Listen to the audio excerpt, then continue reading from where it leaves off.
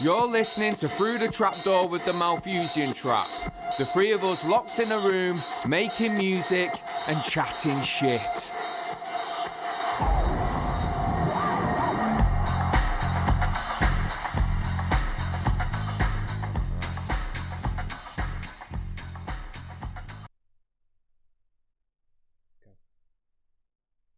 We're live, yeah? Yeah, we're live.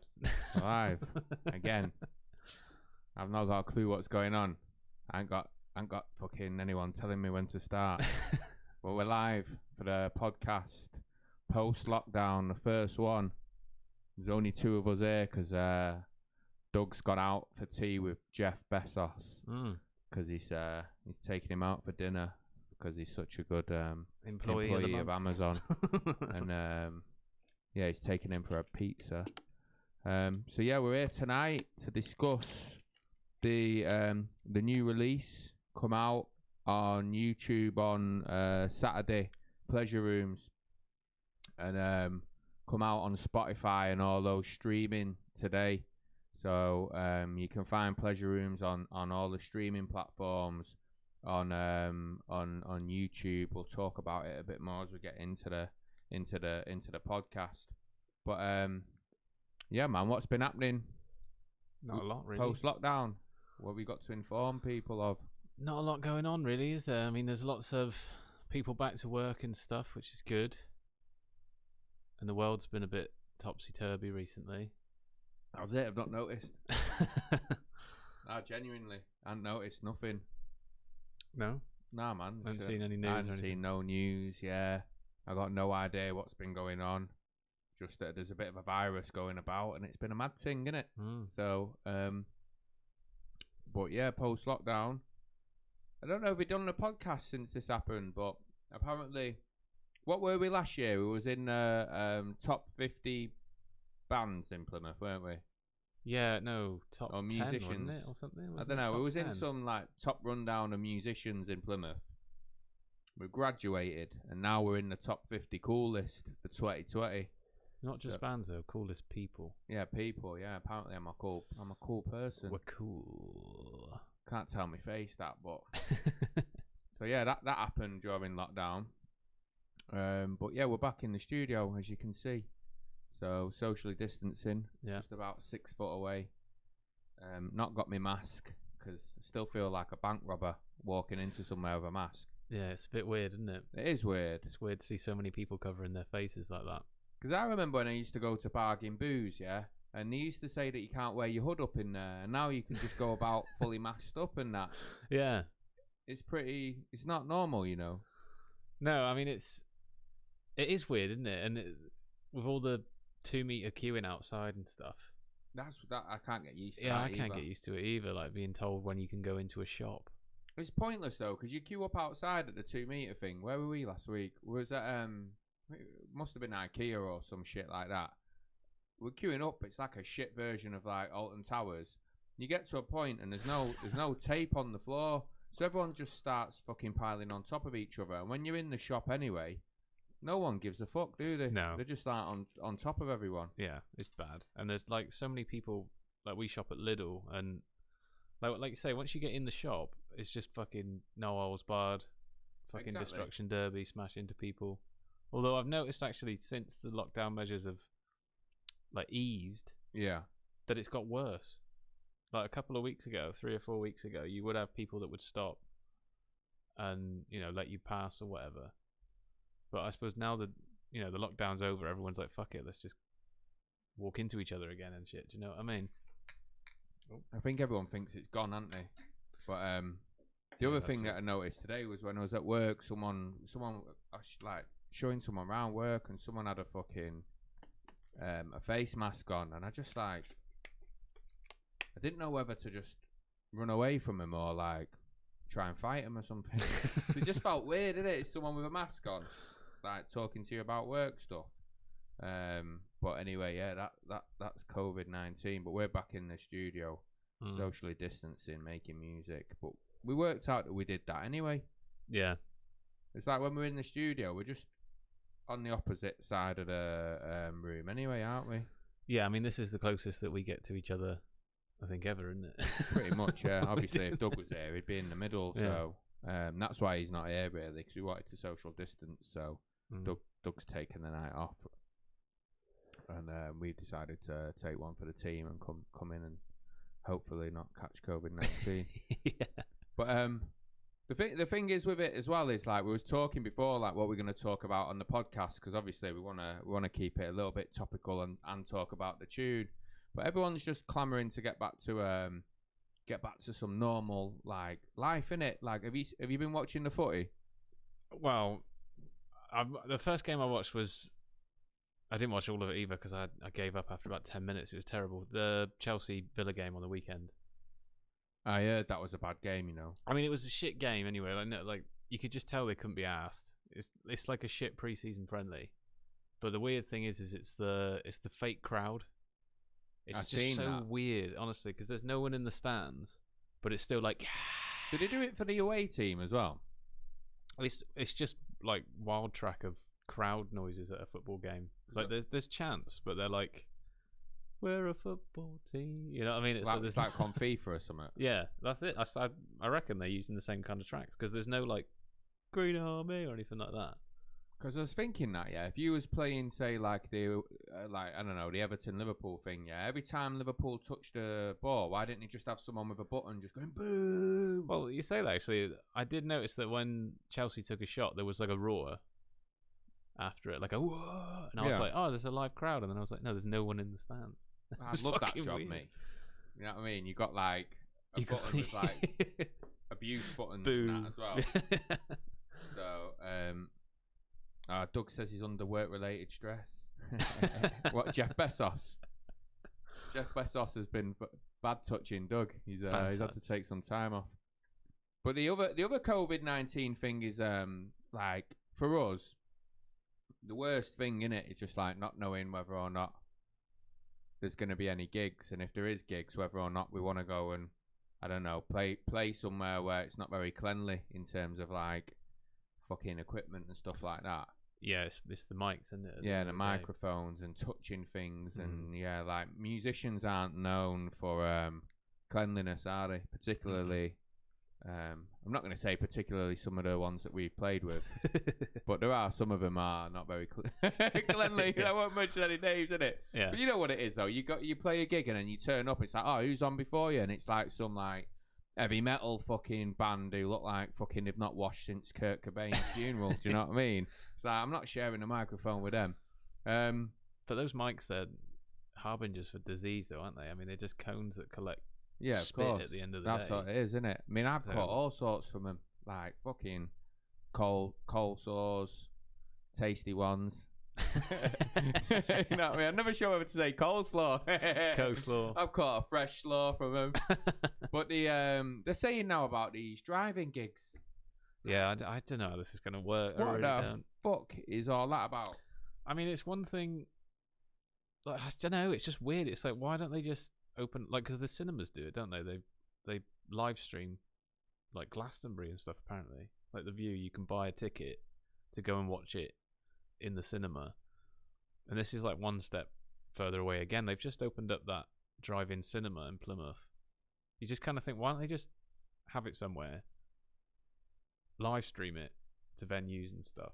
Do you know what I mean? Like, that makes more sense to me. But then you'd be indoors. I don't know. It's just really, I don't know how it's going to work. And the acts that are putting them on, like Dizzy Rascal, I don't know if I really want to watch Dizzy Rascal. Like, he hasn't released anything in ages, has he? I don't know. Fuck, it's just a bit sterile, isn't it? And I mean, it's like with the films. Why haven't they, like, the drive-in cinemas? Yeah, that's kind of cool. Why haven't they just done that anyway? Or now all of a sudden it's like we must have drive-in cinemas. But who the fuck's gonna get off the red at a drive-in gig? Well, that's it. I mean, he was saying before we started, wasn't it? It's like, so the designated driver's fucked. You can't have a drink or anything. But now it's like, because the way it's going to happen as well is it's like you get a grid that you park in. Yeah. And it's like, so you'd have a car that you drive in, obviously, and then you can get out of your car and dance next to your car. which is next to another car. Do you know what I mean? Oh, It just seems sounds shit. it's gonna be sterile as fuck. There's gonna be no atmosphere. How do you listen to it through your stereo? Oh no, because it will be loud projected, I suppose. Because at the cinema ones, don't you like tune into a radio frequency and it comes through the thing? I'm not sure how the one that's just opened up is going to work, but that seems to be a good idea actually, because then it's just, or if you've got Bluetooth, I suppose. Yeah. I don't know. It's going to be fucking weird. Because what do you do? Sit in your car? I think so. Or do you get out? I mean, the drive-in cinema, like you say, that's one thing. I think driving cinema's alright, isn't it? 'Cause it's like the romance of it. It's just like, I don't know, Yeah. have a fondle on the back seat and all that. Do you know what I mean? Like on the fucking romance movies. Like the Americans do it. Yeah, fair enough. But with the driving gigs, like how many's going to be there for a start, yeah? It's going to be a fucking ball ache getting in. Say it's like 5,000 people, yeah? Ball ache. In it, driving in and out. And then what do? You sit in your car and watch it. It's just not what gigs are about, man. No. Gigs are about, I don't really go to gigs anymore unless we're playing them, but when I do, you got to get fucking off your head a bit, ain't you? You got to get a bit tasty. So who's going to be doing that? If the driver can't do it? And then it's not even as if like you could fucking, I don't know, take some drugs and drive, because they've got tests for that as well, so you could get caught. They're going to be outside these things, aren't they, looking for people? Yeah, of course they are. Unless you get an Uber. Stuff, just don't tell the fucker, innit? Yeah, we're going here, bro. Put the handbrake on. Fucking stuck there for a few hours. What are they going to do? They're going to serve beer and shit? Oh, well, then you'd have to go to the bar and come into contact with stuff. That's what I mean. So it's like, it's just going to create a hub. Like, you know, if you're on the dance floor, yeah, that's a hub. But also the bar at venues and stuff, isn't it? Like, you stand at the bar. You do. And you got to talk to people. You do. So I don't really know. What if you need a piss as well? Yeah, they're gonna have to have portaloos and shit. So it's just like, you know what? Yeah, it sounds like it'll defeat the object of doing it, because the whole place where you're gonna come into contact with the virus isn't probably stood next to someone, is it? It's when you're like at the bar, in the toilet. So if they have a bar and a toilet, then you're gonna fucking come into contact with it anyway, aren't you? Yeah, but it's So also what's the point? how many people can, Unless you have a piss bottle. how many people can yeah, Doug Bishop style. Yeah, How why can you not? go? How many people can go in the car? Do you know what I mean? And surely they won't be from like outside your household, I'm guessing. So how do you I prove don't think you need to do that anymore, though, do you? So why not just let everybody go and stand in the field? A field would be alright, wouldn't it? That's what I mean, 'Cause like, it's if it's an outdoors. outdoor The gig. saying outdoors would be alright. I seen some funny video on social media of this rave where they had grids that they were studying, and each person had like a thing in the grid. Yeah. Whose house is that? From a big fan. This isn't our house. This is where the magic happens. Yeah. Oh, do you mean this house? Oh, that house. This house. Which house do you mean? Or this house. Because this is the house of love. This is the heavy bag. This is This is some houses. This that is I Tim made. Westwood's house. Tim Westwood. We'll get onto him in a bit. Westwood, yeah. Yeah, I don't know. This Doug's just said everyone needs a piss bottle. It's a must need. Do you know what? Yeah? What the fuck? It's a must need. I'm gonna be serious. I've had quite a few piss bottles, but I got it when I was younger. I got in trouble in it, like because I used to live in a loft room at home, and I had this piss bottle so long, and it was just like a cider bottle with the top cut off. Yeah, it started to crystallise on the bottom. And my mum and stepdad were like, "What the fuck is this in your room?" And I'm like, "It's a piss bottle, so I don't have to go toilet." And it's like, "You're disgusting." You man. had a piss bottle in your room?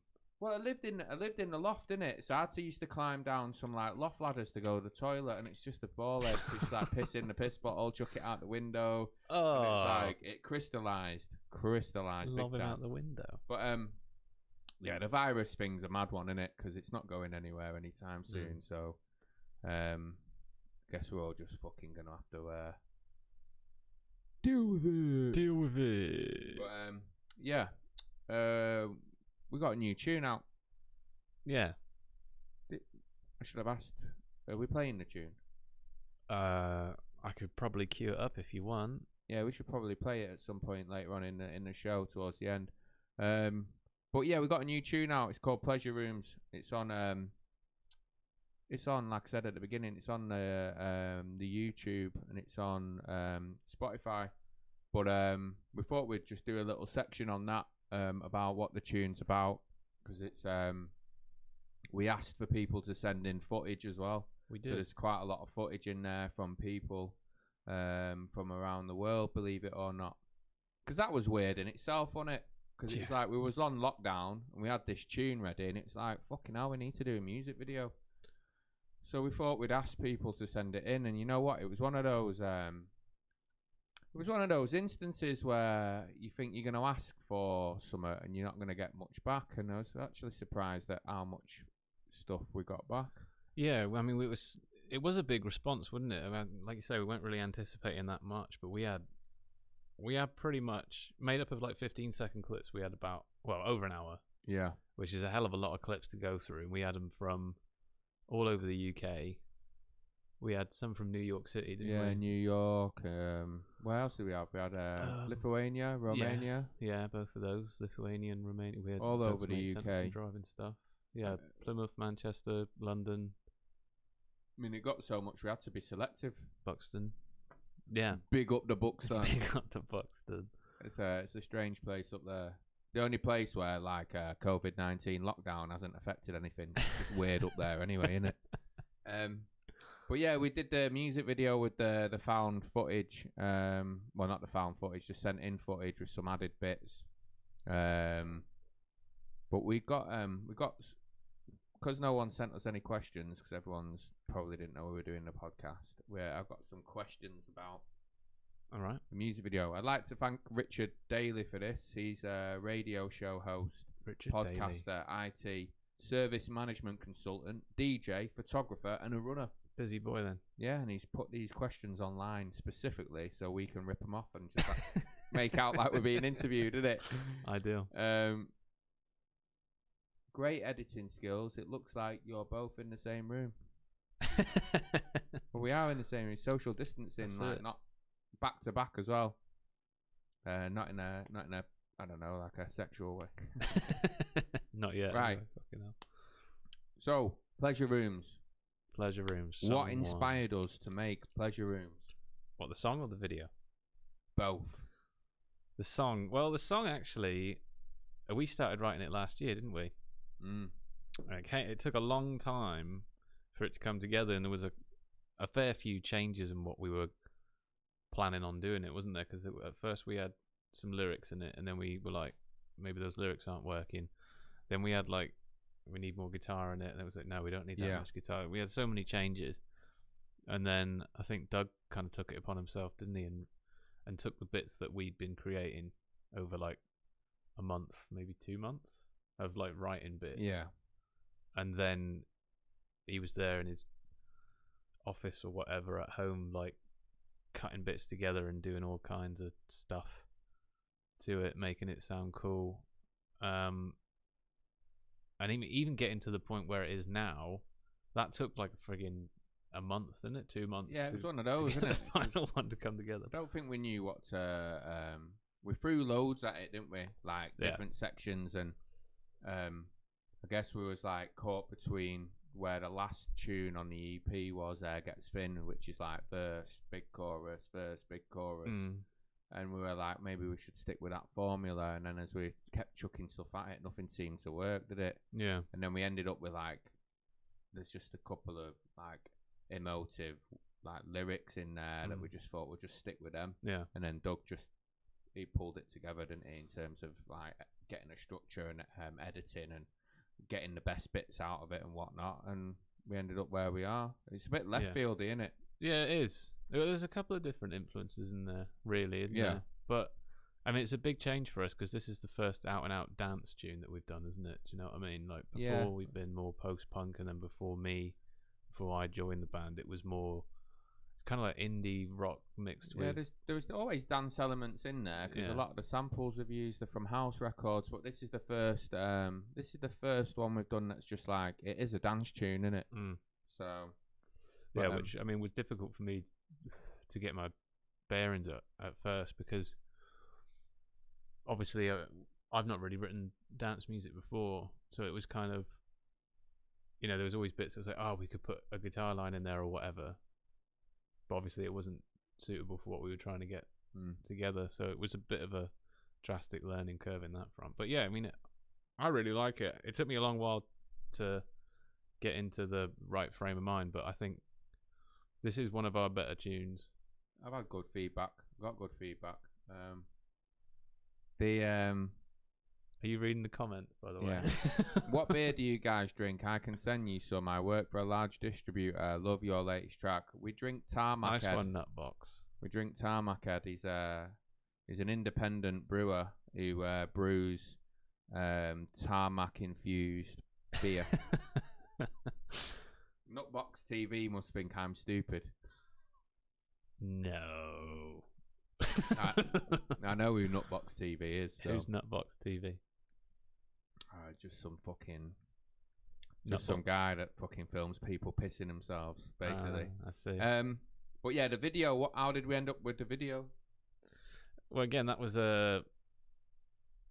like you say, it was kind of out of necessity that we asked for the footage, and then we had so much of it. It was kind of like, what do we do with all this footage? Because at the end, like I say, we had so many empty streets from all over the world that it was kind of like, how do we make this a music video? Yeah. So I think Doug's always trying to get us into everything we do, isn't he? Like get our faces into music videos and which is a fair point, obviously, as we're a band and we're trying to sell the sound and us.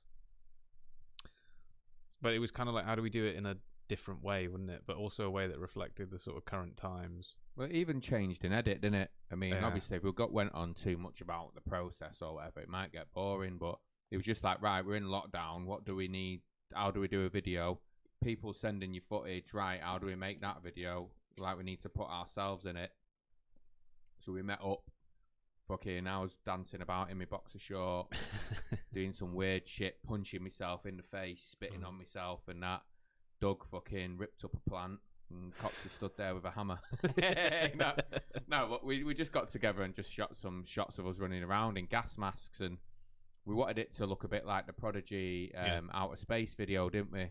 But then even in edit, all this writing and everything kicked off, and it's like, oh, we want to weave in a bit more footage of like the parallels from the past and where we are now. Yeah. So I guess in some ways the video's a reflection of what's happening now, but there's no point to be made. It's not like we're making a point about it. It's just, this is what's happening. This is what's happened in the past. Mad that, innit? And nothing ever changes. Yeah. So that's the point of the video, I guess. And I think the underlying message that we were trying to give in the video is one of like unity, isn't it? Do you know what I mean? And like, the world's a crazy place and whatnot, but there's still a way for people to come together. Yeah. And that's kind of what the lyrics reflect as well. For me, the whole dance in the sun kind of thing, that you lose all control. Do you know what I mean? So that was the kind of thing that I think we were trying to go for in the edit, which was... Yeah, I guess in terms of the lyrics of the song, it was like, I guess the song is about losing control, but not in the sense of like smashing stuff up. It's like losing control at the simple things. It's just like, I don't know, having a dance in a field. You know what I mean? As the sun's going down or coming up, whatever. Do you know what I mean? There's some tunes blaring, and that's losing control, isn't it? That's in the essence of it. That's all we've got sometimes. So that's what the tune's about. It's not like a mad one about like smashing up shops and that. So don't endorse that kind of stuff anyway. No. Next question from Richard. Richard. Who inspired you to make music? This is a long question for us, though, isn't it? I mean, Doug's not here either. I don't know. Kind of, we just want to do it, don't we? What do you mean? Who influences the sound? Because it's a different question. I don't know. That fuck no. We've done the sound before. Yeah. Who inspires us to make music? I guess no one really. Ourselves. Yeah, we want to do it. Just do things and then find meaning afterwards, innit? As opposed to finding some fucking really convoluted reason why you want to do something. Just do it. Just do what you're doing. And fucking find the meaning once it's fucking fizzled out, innit? And then look back on it and go, yeah, that was sick. Or, oh, I got bullied every time I came to music. How would you describe the music that you typically create? Well, it's normally like post-punk mixed with rave, mixed with stuff. I would describe it as mega. Mega. Just one word, mega. Mega. Don't know. Those questions are always a bit like, what's the word? A bit vague, aren't they? They don't really mean anything. The music is what it is. It changes all the time. It's completely fucking different. And yeah, and I mean we're in a transitional phase as well, aren't we? Because we're coming out. We're trying to coming out. Yeah, I'm transitioning. You're transitioning, as part of top 50 cool list in Plymouth. I'm coming out as a cool person. Yeah. Now we're working towards a more electronic sound at the minute, aren't we? So yeah, but still trying to keep that rawness, that fucking post-punk kind of energy as well. Yeah. So it's braggy. We're making shit happen. Yeah, that's all you can do, innit? That's it. Like I said, do it first and then find the meaning, innit? Mm-hmm. Who would you most likely or most like to collaborate with? I was thinking about this the other day. I can't remember who it was. Tim Westwood? Nah. Big dog. No. Who was it? For me, I think it'd be someone like Jamie T. Because I think he's got quite an eclectic sound. I think he can go, over the course of his 3 or 4 albums, he's gone different places. And I quite like it. I think it's an eclectic sound. I can't remember who it was. It was in my head. I've forgotten it. Noel Gallagher. Do you know what I mean? Just for a laugh, it'd be decent. Noel Gallagher. Can you imagine? I don't know. Damon Albarn would be alright, wouldn't he? But would you want to do a Gorillaz? I don't know. Tune. I'm not. Some of them are really good. That one he done with the Hookie's alright, isn't it? Yeah, I like that one. But that Slaves one's a little bit. I'm not into that Slaves one, but I like Slow Tie. He's alright, but I don't mind Slaves either. Really, I mean they've got some good songs. They've got some not so good ones in my opinion. But that one that they did is just weird. I didn't like it at all. I'm not sure why I don't like them. I find them a bit like shit. No, like it's an image, and yeah, they strike me as posh boys. I don't know why. Yeah, that's what I mean. And it's like I'm sure the sound and that, because often people always are. I haven't fucking met them, so it'd be disingenuous for me to just say they're posh. But I'm sure they're all right. You should do a collaboration with my cousin. Can we turn it up a bit? Is it quiet for everybody? No, don't engage with that. Turn your speakers up. I'll nudge it up a touch. Jack twat. There. Right. It's literally if you could go open a show for any artist, who would it be? Open what? Like support them? Yeah, like you're opening the show. Opening the show is pretty shit though, because it's always hard. You want to be right on before the artist, don't you? Well, you want to be the main act, well, don't you? Really? Course, but you got to build up to it, haven't you? Yeah, I don't know. I don't really think there's anyone. I mean, it'd be cool to open up for someone like the Gorillaz. I'm not into it. But yeah, I mean, I don't really. It is a bit quiet, apparently. All right, I'll turn it up a bit more. It's because the sound engineer's not here. Yeah, that's it. Yeah, how's that? Is that all right for everybody now? Run it through your telly. I don't know. Who would you want to support at the minute? I don't know. You'd want to go somewhere where there's going to be an energy. So maybe main stage at Glastonbury one night. You know what I mean? Right before fucking Adele. That'd be sick. You know what I mean? Right before Adele. Or I don't know, Lionel Richie. When fucking the Stone Roses played Power All. Yeah, something like that would be insane. I mean, the energy in that room would have been sick. I reckon people would have just buzzed off it anyway. Yeah. They're obviously there to listen to the Roses, but there would have just been a buzz there. Yeah, somewhere where there's a bit of a buzz. That's it. I mean, you want to play those gigs where there's an energy to the room, because there's so many gigs you go to and they're just fucking dead. Well, a lot of them just stick any fucking two Bob and Harry on, don't they, before the thing, like someone with a fucking acoustic guitar. I've been to I seen Oasis once. Don't hold it against me. And they had some fucking some acoustic act on, them lads from Liverpool, the ones who helped them write some of the tunes on the first album. And they fucking they started booing them and chucking beer at them and all that. I was just like, fucking hell, that's rough. That, you know. Yeah. I mean, they're getting paid to be there, but still, though, you want to, even at that level, getting paid and that to open up in front of someone. You still want people to fucking receive your tunes well. It was just like all that people cared about was fucking Liam Gallagher coming out so they could throw pint pots of piss everywhere. Yeah. Fucking animals, mate. Animals. But yeah, I mean, that kind of gig, like, people are only there to see the headliner, aren't they? Do you know what I mean? They're not there to have like a night of music. It's all about that big act at the end. It's difficult. That's why doing a festival would be good, because Yeah. everyone's got to cram into the main area, haven't they, to see fucking the main act. And it's just like if you're on in front of the right person, or even on the John Peel stage, it gets fucking sweaty in there, doesn't it? That'd be all right. Is it still the John Peel stage, or is it now BBC introducing? It's John Peel stage still, which is weird because he got alligated. Alligated. Alligated. Alligated. Once. He got accused of some kind of sex scandals, didn't he? He did. It's still, I'm 99% sure it's still the John Peel stage.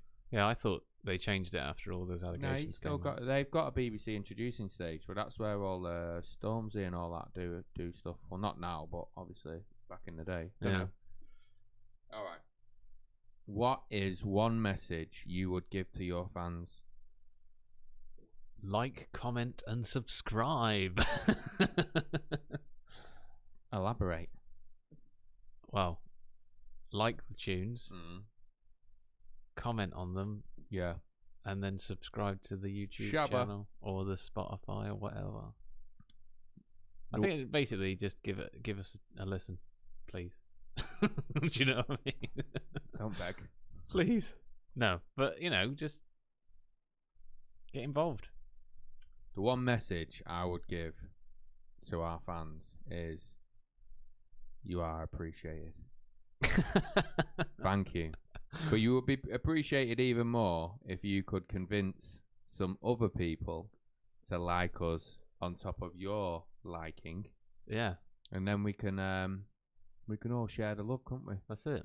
That's what, yeah. You never know, we might repay you in some way in the future. Maybe we could, I don't know, have like a through the trapdoor get together, and we can get that beer from that brewer that isn't a brewer. Godfrey can bring some tomatoes. We can play some music. We could do one of them driving gigs, innit? Yeah. Coming to a town near you. Richard's just emailed. He's got another question for us. Emailed? Oh. Nah, I'm making it look like it's a real thing, isn't it? Rich. Thanks, mate. So Richard Daly's just emailed. He said, "What is the most useless talent you have?" Whoa, it's a bit fucking. It's a negative one. Yeah, that's a weird one as well. I don't know. A talent is never useless, is it? No. Really? Because that's defeats the object of having it. So it's just like, I've got a useless talent. Well, it's not a talent then. It's just some shit that you do, innit? Do you know what I mean? Yeah. Or something weird that you do. I don't know. I don't know. Oh, I don't know. I am gonna dine out on the fucking top 50 cool thing. That's gonna be me. You know when you do them shit training places and they're like, tell me something interesting about yourself. Like, fucking top 50 coolest person in Plymouth, fucking 2020. Our tunes are boss. Says Doug. The word needs spreading like some long-haired beauty. You sound like the fucking Beatles. What, in Jungle Book? Yeah. Tried to do a Brummy accent, but it didn't come off. Doug can make a drip sound with his mouth. Oh, that's good. Yeah. That's decent. Oh, is that your useless talent? I guess? That'll get you far when it's all said and done. We all scuttle off doing our own thing. Doug will be on Britain's Got Talent making drip noises with his mouth. That's his claim to fame. Next question. Oh, fucking hell. Do you sing in the shower? What songs? I honestly don't sing in the shower. I don't either, because it's just cringy. And if I did, I wouldn't fucking say what songs anyway. Herm Bob Squarehead. Doug, how come you ended up in Plymouth? Oh, God. He's not here to answer. He just did. He did, and he never left, and he's still here. fucking. Well, not here. He refers to it as a pleasant purgatory, which is a fair way to describe Plymouth because it's a weird place. Yeah. It's a nice place, but it's a shit place as well. So it's just like, yeah, it's purgatory. Yeah, it's so chilled. Uni, mate. Uni, mate. It's so chilled down here that I think people forget to do things. Nothing ever seems to happen. Do you know what I mean? It's like when the helicopter was flying over like a week ago. Everyone in my street went out and looked at the helicopter. I don't get that. Because it's just like, shit like that's commonplace in a city, innit? And Plymouth is a city, so it's like everyone's out watching the helicopter. I think it was because they throwing spears at it. You know what I mean? Might as well have been. But you say that it does happen a lot. But I think because of the lockdown, there's nothing else going on, so it's like something's happening. Do you know what I mean? But yeah, nothing really does go on down here. I think that's why people like it. I don't like it. Where have you performed? What are your favourite and least favourite venues? Well, we've been everywhere, man. You lot went to Berlin, didn't you?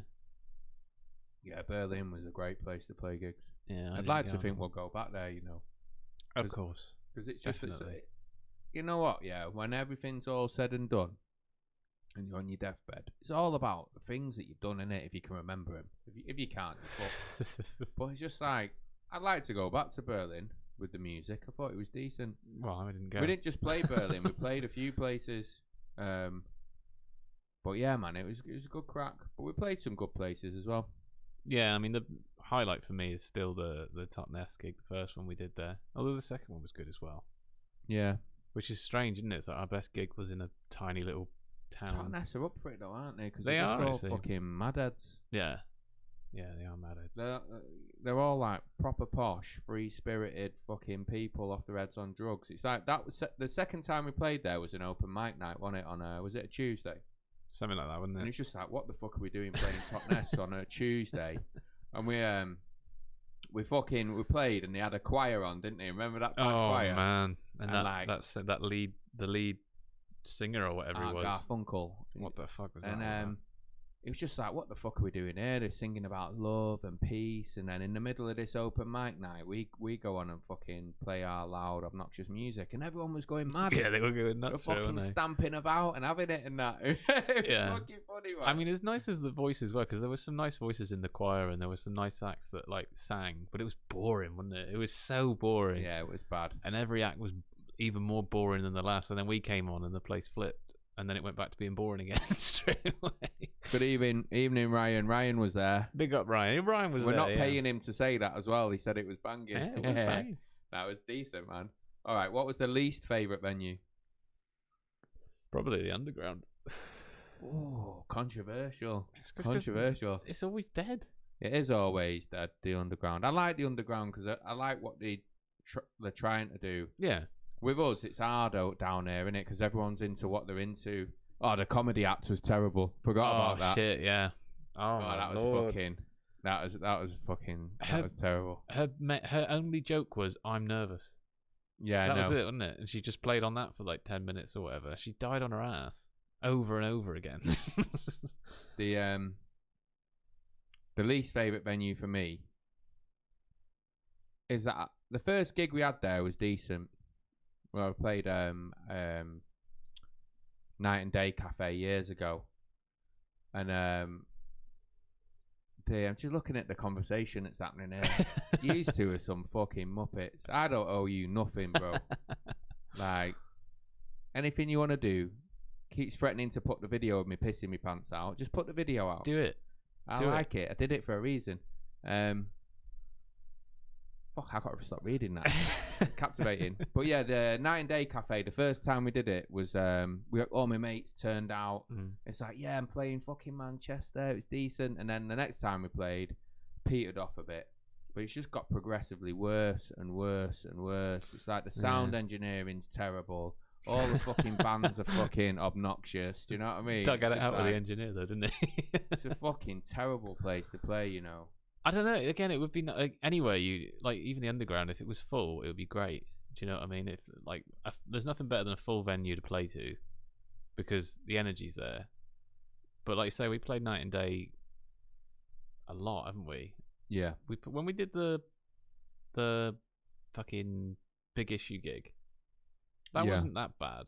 Like, it still wasn't jumping, but it wasn't as bad as it was the time before. Although the time before that, we had a good one, didn't we? We played well. Yeah. And we sold a record or a couple of records or something. It's just a weird place, I think, because it's kind of in the middle of... Isn't it sort of in the middle of, like, cafes and then clubs? No, it's kind of like good territory for music in that round there. It's where all the hip kids go, in it, all the fucking indie kids. But it's a weird venue. I don't think people really go there to listen to music. But it's steeped in music history. That's why a lot of bands want to play there. Like, a lot of bands like have fucking made it from not from playing there, but that's been part of their journey. But yeah, I think that's probably one of the worst ones for me, because when you go to somewhere like Manchester, you expect a good gig, and to see it go downhill in the way that it's gone downhill is it just makes me just not want to go and play there, innit? Yeah, I mean, like you say, it's all about the crowd, and the crowd. The more that we've played there over the times, it seems like, I know what you're saying. The crowd's got worse. Yeah, it's either there's not enough people there, or they're just disinterested in music, which is weird when you go to a live music venue on a live music night, and just to be completely disinterested with music. It didn't matter who played. Yeah, no, none of them were into anyone that played, and it was like, I don't know. I wouldn't mind going and playing Buxton, you know. It sounds weird, yeah, because obviously we have played some mint gigs, and I know if we played somewhere like Buxton, it would ultimately be a bit shit, but that would be what's good about it. I still know a few heads up there. I think it'd be all right, but that was another one when what was the venue called? Amp. When we were booked to play there, weren't we? When we played up in, I totally forgot as well. We were on our way to fucking the Rolls Royce Leisure Centre, man. Yeah. Oh shit! Oh yeah, when we played in Leeds. Was that when we played in Leeds? No, we were supposed to play in Buxton, and they cancelled us the day before the gig, didn't they? They said they'd double booked us, so we stayed in Manchester and had a few drinks with Mal, and went for a few drinks and that, and then went and played Rolls Royce Leisure Centre in what was it called? Barnoldswick. It was actually all right in a way. It was a fucking big crowd. I don't think they were too into us, were they? But no, they hated us. It was didn't they cheer when you said it was our last one? Yeah, someone went, "Wee!" Cheeky I think I said bastards. something like fucking cheeky back to them or whatever. But I wouldn't mind playing Buxton for a laugh. It'd be funny. Yeah, play anywhere. The Dartmouth Festival is pretty. It's a bit like Party in the Town, but feels somehow better organised. That might be worth looking at. I don't know. I thought Party in the Town was good though. It was pretty busy, wasn't it? I liked Party in the Town. I thought it was good. No, I'll be putting us forward for it next year, definitely. I mean, look, we'll play anywhere at the end of the day, do you know what I mean? Yeah, defo. Oh, Richard sent another one in. Richard. He keeps fucking firing these questions. Definitely not reading these questions off a fucking generic web page with questions on it. How do you feel the internet has impacted the music business? Oh God, not that question again. Not that again. I don't know. I mean, it's difficult, isn't it? Because it's opened up a lot of doors for a lot of bands that would never have been heard if it wasn't for the internet. But it's also made it completely saturated with not just new tunes, but like every song that's ever come out before. So there's so much choice, and there's so much. It's so available to people, and you don't have to pay anything for it. It's kind of ruined the music industry. It has. As an industry, it has ruined it, without doubt, in terms of like... Do you remember, like... Here's a good example, right? I rate Doves. They're one of my favourite bands, and it's like... I knew they were making new music, and I've been thinking to myself, I've got to keep an eye out for it, and I knew it was coming around this time. I had no idea that the single was out until it was out, and all they had to do to go and watch the single was like, I don't know, look at it on YouTube or watch it on Spotify. There's no fucking there's literally no anticipation to do with music anymore. No, I didn't know that they were bringing new stuff out until Doug said like the night before or whatever. Yeah. So it's difficult, isn't it? Because the bands that you want to hear from, you'd never hear from. And it's a really good record, actually. Really like that new Doug. No, it's decent. Really good. It's the same thing with like even Gorillaz when they brought out a tune a week ago as well, and like No one I knew knew. that was coming. Yeah. Because they said it would be like in July, but yeah, never saw any fanfare about I think it. they can get away with it at that level in terms of just like, here's the tune, because they know that eventually it's going to start to creep up the views. Yeah. But the thing is as well with the music, is that what you said? It's not just that every new artist is putting stuff out and anyone can put stuff out. It's the fact that all the old tunes are on there as well. So how the fuck do you navigate that? I mean, you're in the car, you want to listen to some tunes, you're spoiled for choice, like being in fucking Blockbusters. Yeah. Do you know what I mean? You fucking spend more time looking for what you want to listen to than listening to something. I always end up listening to the same stuff. Yeah, same Prefab Sprout, fucking king of rock and roll, over and over again. But the thing with the stuff on the internet as well is it makes it really hard for you to find new music. Yeah, well, I mean, we are reliant still on the radio for that. I think maybe our generation. Do you know what I mean? Because if it's on BBC Six, you might hear it. Yeah, do you know what I mean? BBC Six's music is a good place to catch stuff. Yeah, I mean when we leave here at night time, late night, I'm obviously getting all the fucking drum and bass and the urban stuff on Radio 1, so I catch a bit of stuff on there. Yeah, that fucking I'm into. But other than that, how are you supposed to know? I mean, I listen to KEXP a lot. Well, I mean, I say listen to. I watch on YouTube. Yeah, and most people do though, don't they? Yeah, I mean that's a good starting point really if you want to listen to new music. But obviously, it's a mixture of like really obscure stuff and bands that were big back in the day that have got new stuff coming out. It's a strange one, KEXP, because it's like a hippie radio station in Seattle, isn't it? Yeah. I don't know. It's difficult. It depends what you're looking for, I suppose. But yeah, there doesn't seem like Spotify for me does a great job of pushing out things that are doing well, but I don't understand how you get to the point where you're doing well on Spotify to the point where you don't need to have people actively finding you as an artist on there. The playlists are always made up of fucking bands you've heard of. That's what I mean. Yeah. Like, I go on and I think I want to wear something decent, yeah, something that I've not heard before, and I just get the shit that I've already listened to. Yeah. Pushed to me. So fuck the internet. The internet's shit, yeah. Like, it was better when there was just Nokia 3310s, and if you wanted to go to a rave, you had to ring a number. Do you know what I mean? It's just fucking everything's shit. Yeah. Anyway, fuck it. Next question from Rich. What is your favourite song to perform? I always like doing EWF and Bitter Ends. Yeah, same. They're my two favourite ones. Yeah, I like Bitter Ends. Bitter Ends is just a good rabble-rousing tune, isn't it? It's good to fucking smash that one out at the end, and it gets everyone fucking going. Feeling of Freedom's still decent to do as well. Yeah, the way that we do it now, I think, is better than when. No, I'm not just going to say it just because I know what Doug will say. It's just because I've joined the band and I've added my part to it. No, that's right. But I think you slagging off the old guitarist. No, not at all. I'm just better than him in every single way. I wonder if he ever watches the podcasts. No, I'm only joking, Rob. If you do, well, kind of. But Underclass, what a tune! Underclass. Fuck me. How many versions of that song? He was pushing it when we were in the Velvet Swans. And you had a version of it, didn't you? We did. We had two versions. And then there was the of version of it.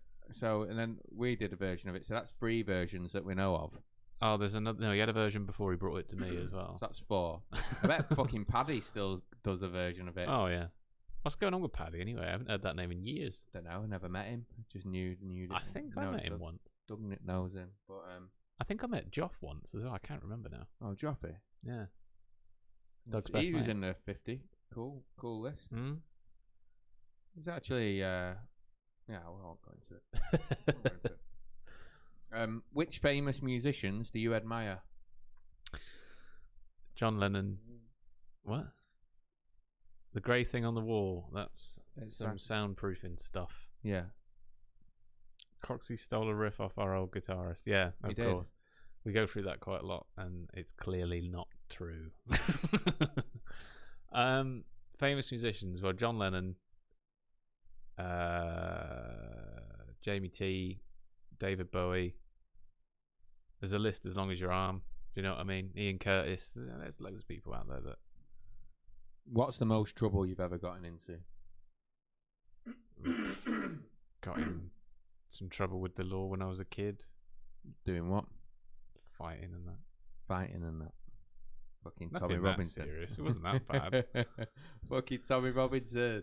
I don't know. I never really got in that much trouble. I did stupid shit when I was a kid, like everybody does. But I've never been in trouble, man. It's just never fucking. You know what? Yeah. Like, I don't understand people who get into trouble, getting arrested. I don't know, fucking getting up to mischief and that. It's just not. It's not for me. not into it. No, I'm not into it. No. What's the best advice you've ever been given? I'll straight away. Don't be a cunt. Yeah, that's pretty good advice. That'll stand you in good stead, I think. Yeah. I think that's probably the one thing I'm gonna pass down to my son when he's old enough for me to use the word and him understand the true meaning of the word. Just Conch. don't be a cunt. I think the band motto: just keep doing what you're doing. That is a good piece of advice. Yeah, just keep doing what you're doing. Because it sounds like it doesn't mean anything, but it actually does mean something. Mm. This is about living in the present and try not to live too much in your head. Just do what you're doing in any given moment. Yeah, You know what I mean? To the best of your capabilities. wing it. Wing it. Wing it until the fucking wheels fall off, innit? Apparently, Goddard is coming down soon. I seen that. Something about Dartmouth. Yeah, that's still quite a fair way away from Plymouth. Nah, it's close enough to link up. If you make it though. Don't know if the Mayflower stuff's happening this year now, is it? I don't know actually. I mean, it probably will. But Plymouth has been building up for the Mayflower celebrations for about 6 years, years, and it's like COVID-19 happens. It's like, oh fucking hell, we've just painted the lighthouse as well. Yeah, that was weird. They've pebble dashed the lighthouse and everything. Why? It's just fucking, I don't know, because they think it looks neater, pebble dashed. It's like nothing horrible, pebble dashed isn't it? looks Yeah. fucking neater, does Pebble it? Dash looks shit. It's like fucking what they do to old fucking council flats. It's not just that though, isn't it? It's the box as well. They were building up for the box like grand opening in May, Yeah, I know. and then they did it online.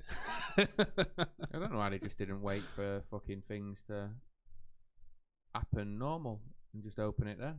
I don't know why not. I'm just, No, you we can't don't have talk people in about the properly. box anyway. They're a bunch of pricks. Yeah, fuck the box. Rule 1 when I was teaching from Ryan, don't be a dick. What you ordered, student? Just walk in. What are you looking at? You done your homework, you prick. Furlough wanker. Oh, what, Godfrey? Right, last questions from Richard. He just sent them in. Big up. If you could change anything about the industry, what would it be? Oh. It's obvious, isn't it? Give us money. Yeah, exactly. If we could change anything about the industry, there would only be one band that people could listen to, and it'd be us. And it'd be like some kind of fucking dictatorship where there's like fucking like massive pictures in every city of me with my top off and my boxers saying fucking dance in the sun and tannoys with the music just blaring 24/7. That's a utopia that I think we're all. I think it's fucking should happen. Yeah. Should happen. I don't see any reason why it shouldn't happen. I don't know. On a serious point, I would say if we could break up the oligarchy somehow. Do you know what I mean? Because there's still only a few people that control music. Someone said something to me the other week about how there's like no quality control anymore. It's just like whatever's got the most clicks and likes is something that someone's going to pick up. Whereas before, like you would have A&R people who would specifically look for something that's good and push it. Whereas now they're looking for something that they don't have to push. It's just some inane shit. I think they're looking. So I'd change that, I reckon. Yeah, they're looking for you to fit the mold, aren't they? There's always been a mold. Don't get me wrong. Like you you look at the Beatles. They set that mold of fucking chiseled hair and suits. Yeah. So there's always been a mold, but it's just a matter of the mold seems to be shit music. Do you know what I mean? Like really safe. Don't offend anyone. Don't do anything that's weird. Just fucking watered down bollocks, Wank. and it's shit. So if we could change that mold and make it good again. Yeah, I just think like what you just said. Richard says, have we heard the latest Doves track? Yeah, I think we all pretty much love it, don't we? Yeah, it's decent, man. I think it's a really good comeback. Do you know what I mean? How long have they been away? It's got a few years, man. It's got to be nearly 10 years. 10 years, yeah. So it's a good comeback, and obviously comebacks aren't normally that great, are they? No. But I thought it was a really good track, actually. It's fucking strong comeback, man. Yeah. It's a strong song to come back with, because it's not just like it's not just a decent song. It's like it's a little bit like risky in a way. It's not an anthem, is it? Do you know what I mean? I think it's quite euphoric though. There's some Beatles in there as well. Doug was talking about it the other night. Yeah, but it's not like I don't know. It's not like a fucking big commercial pop song. No. You know what I mean? It's like, but then they've never really been a big commercial. No, but band, they've got like standout fucking songs with big choruses and things, haven't they? But I think it's fucking mega. Yeah, the drum. I was impressed, man. The sample in there is. It's everything that I wanted to hear from a comeback. Yeah, and like, because it's like leaves you wanting to hear a bit more as well of like fucking what else they're gonna come out with. It's fucking mega. Are they doing an album or is it? Yeah, I think they're releasing an album. Yes, I'll definitely be listening. Yeah, to fucking, that. it's a 10 out of 10 from me. It's a 10 from me. Sitting pretty. Missed the notification. We'll catch up tomorrow. Top tune and video, lads. Good to see you back on a Monday night. Blebby Blebbington. Cheers, Bleb. Yeah, when you watch it back and we're talking about cleanliness of bands, we weren't talking about Sitting Pretty. Talking about the metalheads. I think Sitting Pretty have got a video coming out. I think it's out tonight as well, so it might be worth checking that out if you want to listen to some more. If I can find the link, I'll put it in the fucking comments for people. Big up Sitting Pretty. Yeah. All right. Last question from Richard. Thanks, Richard Daly or Daly, wherever you are in the world, you are a legend. What's next for you? Well, we got 2 new tunes in the works, haven't we? At the minute, we got one that's still. I mean, they're both going to be electronic based, obviously, but one's a bit more chilled out, and the other one's a bit more moodier, isn't it? Yeah, I think we've got Band-Aids. I think we've got one pretty much there that we're gonna just have to re-record again, aren't we? Yeah. And then we're working through another one at the minute. So we've got I think we'll have some more music soon. I mean, the way that we're working now is we're not gonna go away to studios, are we? No, because it kind of dawned on us. We had a great time in Sheffield doing culture tests, but it kind of dawned on us. A year ago, I think. Yeah, it's coming this week. Yeah, because last week. No, it's a year ago this week. Is it this week? It might be this week. Yeah. No, it was last week. I think we were coming back on the Monday. So we were coming back a year ago today. Yeah, I was in Ibiza then. Fucking top time though, Sheffield. Yeah, it was great, and it was well cool to work with John as well, John Burton, and it was a great experience. But it was just kind of like we got our own studio. Do you know what I mean? We got mics. Yeah. We got amps. We got everything we need. So it's kind of like, why invest in someone else when we should take that money and invest it in ourselves? We're already here at like 3 times a week at least, and let's just do it. Let's do it. Like, keep doing what we're doing and smash out some tunes. So we got 2 in the works, and God knows when they'll be out, mind you, because we haven't got any masters or anything to finish tracks even. But yeah, keep pushing tunes out. As soon as we can get back to gigging, we'll be back to gigging. Keep doing what we're doing. Just keep doing what you're doing. I guess. Sorry, I was reading Sitting Pretty. Oh. They've not got a new tune out. They've got a documentary. I'll put it in the thing. Is it? But oh no, they've got a new album coming out though, haven't they? Yeah. Anyway, check them out. But yeah, we did the recording, didn't we? Culture test a year ago. A year ago, man. Yeah, that was mad. It was top going. You know what I like about going studio is like going and staying in that dingy flat in the fucking in the council council estate, walking through the council estate in Sheffield. Yeah, like there wasn't many white people on that estate, and I think everyone thought we were the police. Yeah, weren't they shouting CID? It's like walking to go get some beers from the shop, innit? And the 3 of us are just in that flat, and then just working on the music, coming back late. Doug making us watch that fucking Second World War film. Yeah, watching about the films and that, and then fucking going to the pub for a few beers and it was good because you're always living it, but you're kind of living it in a holiday setting. So I kind of liked that. Yeah. And then obviously, like, we got a bit of downtime as well, didn't we? And went to that festival on the Saturday. That was fucking a good laugh. Saw a few friends and that. So I fucking buzzed off doing the recording. But I think for the next tunes, we just got to record them here, haven't we? And just fucking push them out. Yeah, I mean, it's time to make proper use of the heavy bag, isn't it? And then we'll go to Peter Gabriel's studio. What was that studio called again? Was it DreamWorks? I can't remember. I'll Google it in a minute. Something like that, wasn't it? Peter Gabriel's got the sickest space studio. Tim Westwood! Blup! No. We need to do Tim Westwood. Tim Westwood. You need to tell me about Tim Westwood because I don't really know what's going on. I seen Tim Westwood was trending on Twitter today. And I was like, what the fuck's he been up to? And Real World Studios. Real World, that's it. And apparently Tim Westwood is being described as the urban Jimmy Savile. The urban Jimmy Savile. Apparently he's been up to no good with young ladies, Dirty specifically bastard. young black ladies, and he's been cussed out on some rappers have cussed him out for doing that. And that's bad, isn't it? Yeah, that is bad. Tim Westwood. It's weird, isn't it? I mean, he's always been like a cartoon fucking policy breach from Herman. Yeah, you're right, mate. But he's always been a weird character, isn't he? Like, just fucking, like, don't know how he managed to get where he is doing what he's doing, or has been, has done in the past, because he's a boring wanker to listen to. Yeah. It doesn't sound genuine when he talks. And he's just a fucking weirdo. He's a fucking strange guy, He man. is a weirdo. Proper He was massive strange. back in the day, though. We used to, on Fridays... Yeah, his dad was a vicar, yeah.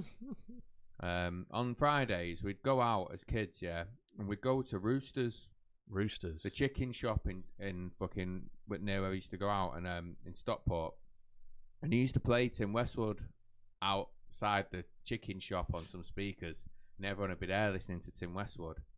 Fucking terrible, man. The guy's a straight up weirdo, because even if there's no wrongdoing on a legal level, yeah, say he's just like I don't know, trying to get into like young girls that are legal, yeah, of a legal age, a consenting age. The guy's in his 60s. I didn't realize he was that old. Like, that's fucked up.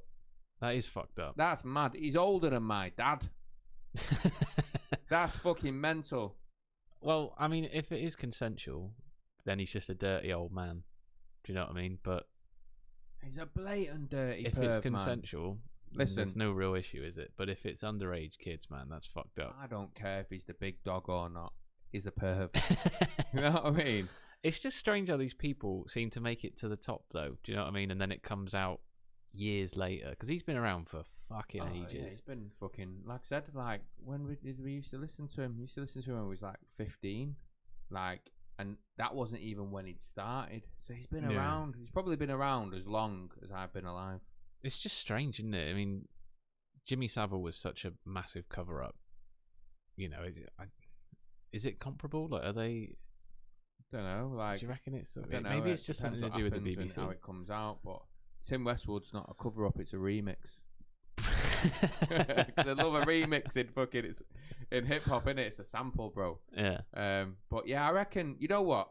There's no evidence, so it's just hearsay at the minute. Yeah. Innocent until proven. But I can believe that he is a bit of a pervert.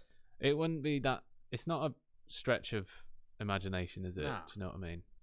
Nah, especially that video you showed me a minute ago. Yeah, with him fucking That's dry weird, humping man. that fucking woman on stage. She looked young as well. I mean, she's obviously got to be of a certain age to be But performing. it's not just that as well. It's like, you got to look at it this way, right? This 60-odd-year-old man, yeah, goes out and plays music like 50 Cent and all this fucking shit rap music to children, in essence. Yeah. Do you know what I mean? They're like, what, 18-year-old kids on fucking nights out and that. That's weird in itself. Yeah. I mean, if that's his demographic, it's one off from playing fucking sets at the fucking youth club on a Friday night. Yeah. Do you know what I mean? It's not that far removed. No. Like, so I reckon the guys are fucking wronging. That's what I think. Yeah. like I say, it's not a stretch. It's not that much of a stretch to believe it. But like I say, innocent until proven guilty. Yeah. And like I said, Rodney P called him out on it as well. So Rodney P knows what he's talking about with these kind of things. Do you want to play the music video? Yeah, we can play the music video if you want. Do you want to play the whole thing or just a snippet? Or I don't know. It's quite a long music video, so we'll see how we get on. But we'll play the music video, yeah. If you have got any questions, look out for your footage as well, because I know some of you who are watching or gonna watch have sent in your footage. Yeah. So if you got any questions on the music video or anything when we come out of the music video, send it over, and then we'll get into wrapping the podcast up in it. Yeah, here we go.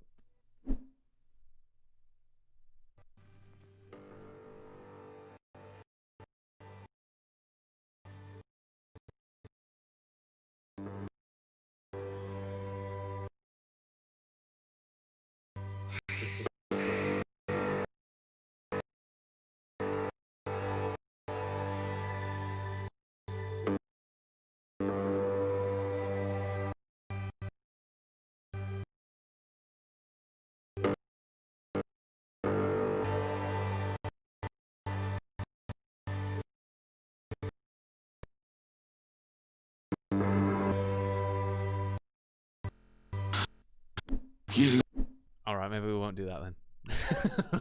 Yeah, that went well. Technical issues, unfortunately. I will put the link in the video. Yeah, and in the description right now is a smart link that will take you to Spotify or Amazon Music or Apple Music or whatever you use, where you can stream it on the interwebs. Or check out the music video. Godfrey made a good point. What did Godfrey say? He said he got his t-shirt. Nice one. Godfrey, what's the t-shirt like? Because I got one for Ayrton and my missus, and I thought the quality was pretty good.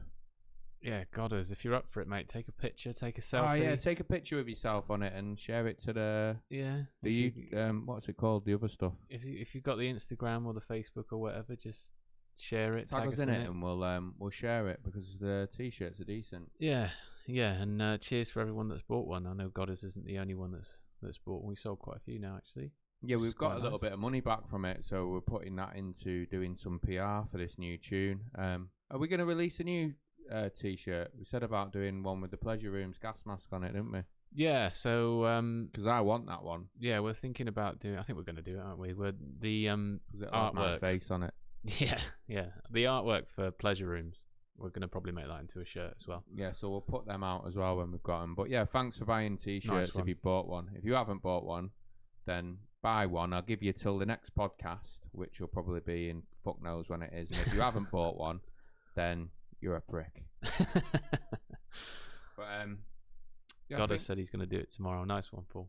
Yeah, have a look at the video. Has anyone got any questions before we wrap it up? Because we're a third down in terms of capacity tonight, so I think we're gonna cut it short in a minute. But so now's a good chance to just type in some questions or comments in the comments box. And while you do that, we'll just let you know what we're up to next. So what do we want people to do? Well, yeah, I mean, we would really appreciate shares, likes, anything you can do to help us push the tune out, both on Spotify and YouTube. I know the modern age, everyone's asking people to like and comment and all that stuff, but it really does help, and we really appreciate you like chatting us up to people, because we want to grow and we want to make new music and meet new people and hopefully get a load of people to join the chat to keep it entertaining for you lot while we talk bollocks. Give us the tools and seeds to grow our own. Facebook's a good one as well. Yeah. Basically, what we want you to do is tell all your mates that we're decent. So on Facebook, here's a good thing that you can do. You can go to our Facebook page and invite all your mates to the Facebook page. Yeah. And even if you feel like, I don't want to do that because I know some people are miserable and they're not going to like it, yeah, just invite the ones that you think will like it. And it has a difference in it, because at the end of the day, the tunes are good. We have a laugh when we do the podcast, so we should, you know what I mean? Let's just try and share it with people, he says, after just deleting Facebook. Yeah. But yeah, share, like, comment, invite people to like the page, take a picture of you wearing the t-shirt, boom. It's all good fodder for us, isn't it, in terms of trying to get people to buy into what we do, and then we'll keep doing it, innit? Yeah, So. and we've got a post up at the minute where we ask people to tag their friends. It's to watch the music video, I think, isn't it? Yeah, just watch the video on Facebook. Yeah, I mean, it really does help us grow, and yeah, lets us keep doing what we're doing. Obviously, when we get back to gigging, we want to get back out into the world and shit, and I think we're going to get back up north as soon as we can and stuff like that, aren't we? Yeah. And it'd just be good to see you all, and I'm waiting on bated breath now. Rich is gonna fucking ask a question. Here we go. Avant-garde, innit? So yeah, if you could do all that for us, that'd be fucking class. Because it's difficult on our side of the fence because we're putting stuff out there. Yeah. It's just nice to get something, a bit of interaction. What else is going on? What we're going to be up to? When do you think we'll do the next podcast? It's up to Doug, really, isn't it? Because when Doug comes back, we'll be cracking on with the tunes. It's not making Doug seem like he's fucking chairman, Mal. No, I don't mean it like It's that. up to I mean, Doug. like, Get your tongue out of his ass. because we're obviously very big. I like Big Country. Not into him. I like Big Country. There's a band that we fucking play with that supports him all the time. Yeah, there is. Yeah, Suburban Symphony. Big Country. Check them out. Didn't the lead singer kill himself with the old Asphyxie? What Hutchinson one? Yeah. Or was it Hutchinson or Hutchins? I can't remember. In Excess. In Excess, yeah. Was it? Or did he just kill himself? I can't remember now. What, In Excess? No, the Big Country bloke. I can't remember. I really like them. I think they got a very unique sound. Magazine, one of my favourite bands of all time. Absolutely love them. Yeah, Magazine, basically decent precursor to the Roses, weren't they? Yeah, they nicked a lot off Magazine. Yeah, but I think Magazine are a far superior band. I think they're more. I didn't say they weren't. No, I know, but I think they are. I think they got a better weird sound. Doug says he is the chairman. I didn't mean it like that. What I meant is when Doug comes back, we've obviously got a lot of work to do. Doug friend. And yeah, we're going to keep busy getting these tunes ready and sort of seeing what we're going to do next with gigs and stuff, aren't we? Because we're getting to the point now where hopefully the lockdown ends and we can get back to gigs. But you never know. As long as they're cleanly. As long as they're clean. Why don't you just take your own mic? That's no cleaner, is it? That's fair. You can clean them, So yeah, I mean, we'll be back when we can be back, I suppose, when we got something to say. But really, it's up to you lot. Is there anything you want us to talk about as well? Because we have shouted it out, haven't we? Like, what do you want us to talk about? So if you've got any ideas, just let us know. Chairman, watching any Netflix? I watched the Epstein stuff. That was. Shut up, you pussy Clark. We do have work. Damon needs to pull his finger out and get some. It's true. I'm not gonna disagree with him. Pull my finger out. Like I don't work on lyrics. You dickhead. But yeah. Yeah, go on, Herman. Herman wants to write some lyrics. Yeah, go for it. Yeah, watch the Epstein stuff. It's fucking hard to watch. I've not watched it because it's just too fucking grim. It's fucking full on, man. But also doesn't go like it touches upon the conspiracy side of stuff, but only dips its toe. It doesn't go all the way in, which is disappointing. It's only 4 episodes long as well. I mean, it's fucking 4 episodes too many. The first one was bad enough, Too hard to watch. But anyway, we'll leave it there, I think. Yeah, all right. Cool. We'll see you when we see you. Yeah, just like I say, help us out with some shares and chatting us up to people. And if you've got any ideas for podcasts, let us know. And we'll take it from there, I suppose. What do you reckon? Yeah. Cool. All right. Well, that was Through the Trapdoor. Yeah. The surprise edition. Surprise edition. Nice one. Thanks for listening to this and also to the tune if you checked it out. Don't forget to like it and all that. Nice one. Sweet. Take it easy.